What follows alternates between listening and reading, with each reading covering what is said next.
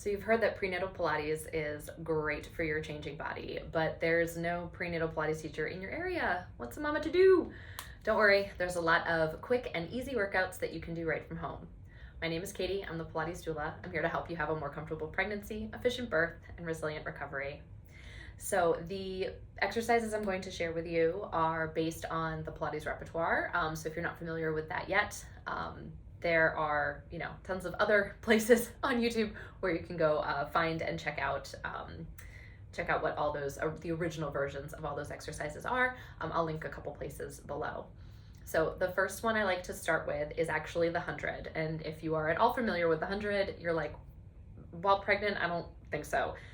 Hear me out. You're gonna do the 100 breath. So you take that deep breathing of the 5 inhales and the 5 exhales, because let's be honest, as baby pushes everything up, getting that breath is so hard.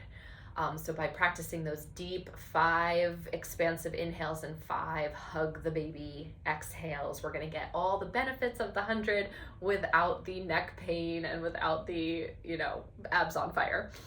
The next exercise that is just fantastic to master from home is the pelvic tuck and untuck. It is not a Pilates exercise, but it can be used as a substitution for many of them.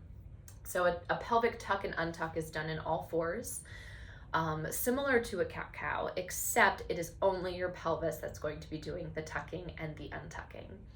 So this one I love to use in place of a roll up or a roll down, because the purpose of a roll up or a roll down is to get each vertebrae to work on its own and to have its own moment in the sun.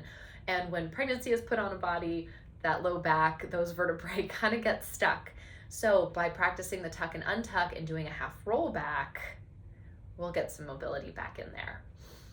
The third I love is a kneeling version of the double leg kick. So normally double leg kick is done on your stomach. Instead, we're gonna do it kneeling, hinging back, and then adding this moment of the double leg stretch up in a kneeling position. So I love this for 2 reasons.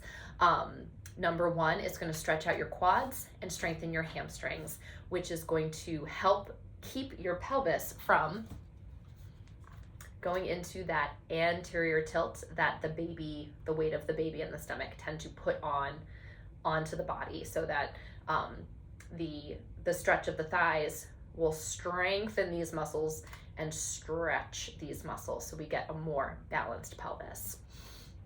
And then the additional portion of the reach is going to stretch and open the chest, because we're not only growing in our bellies, right? We're growing in our chests as well. So all that is being pulled forward.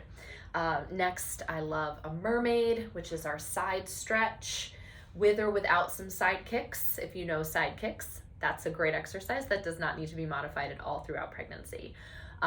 Mermaid is great because not only is it going to get the side of the hip to stretch, we're going to stretch out the obliques, which get very overworked in pregnancy towards the end when our 6-pack, our rectus, is no longer able to do its job fully. The obliques on the side are going to take over for that job. Next, or I guess lastly, we have the standing arm series, or any of the archival wall exercises. Again, because those are done standing.